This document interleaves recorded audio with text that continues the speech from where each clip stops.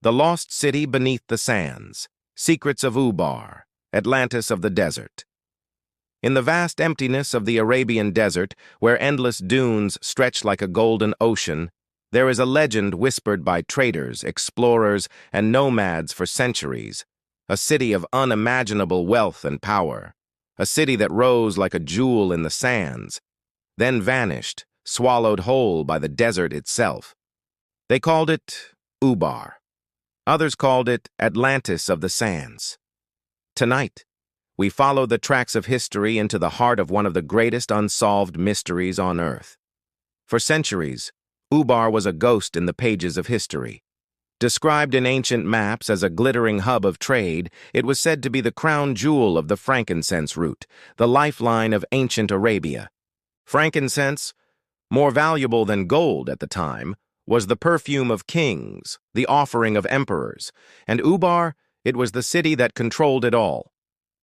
Travelers spoke of towers that touched the sky, markets overflowing with silks and spices, and walls so strong they defied the desert's wrath.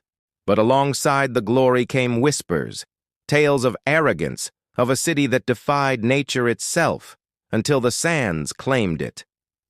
For most historians, Ubar was nothing more than a myth, a story traders told to impress strangers around a campfire. But in the late 20th century, something changed.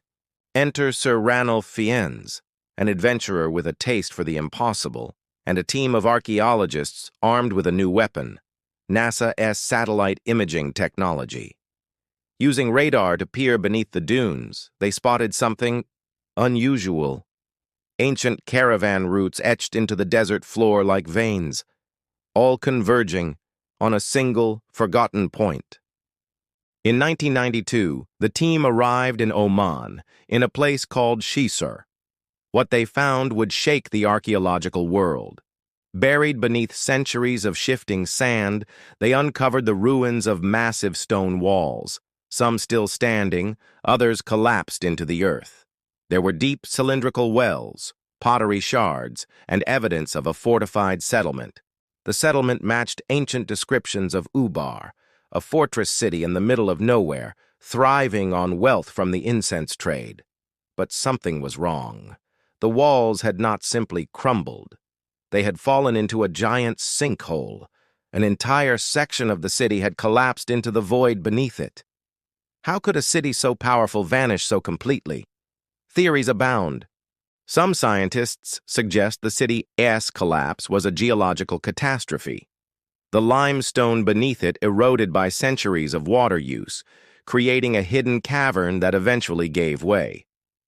Others point to climate change, a shift that turned once fertile trade routes into deadly wastelands, cutting Ubar off from the world. And some say there is more to the story, that Ubar was abandoned in haste, its people fleeing something they could not explain. The ruins of Ubar remain eerily silent. Sand drifts through broken archways, the wells stand dry, and the desert wind hums through the hollowed stones. Every artifact tells a fragment of the story. Jars once filled with spices, carved stones worn by hands long turned to dust.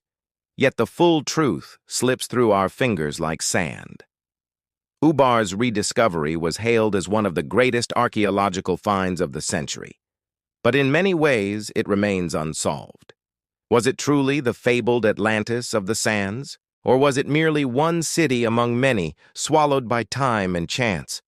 Perhaps the desert is not ready to give up all of its secrets, and somewhere beneath these endless dunes, another lost city waits, unseen, untouched, and unimagined. The sands remember everything, even if we do not.